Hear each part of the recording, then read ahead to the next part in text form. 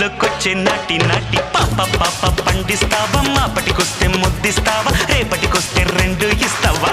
నిల్లేసే